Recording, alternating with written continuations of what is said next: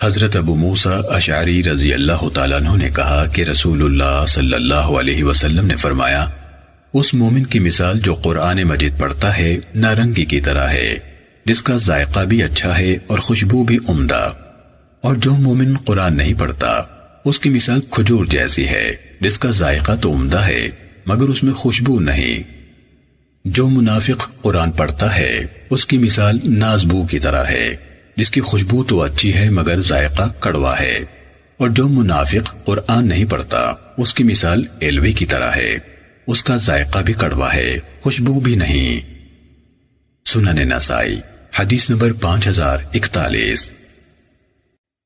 حضرت انس بن مالک رضی اللہ تعالیٰ عنہ سے روایت ہے کہ نبی اکرم صلی اللہ علیہ وسلم نے فرمایا، تم میں سے کوئی شخص کامل مومن نہیں بن سکتا حتیٰ کہ اپنے مسلمان بھائی کے لیے وہی کچھ پسند کرے جو اپنے لیے کرتا ہے۔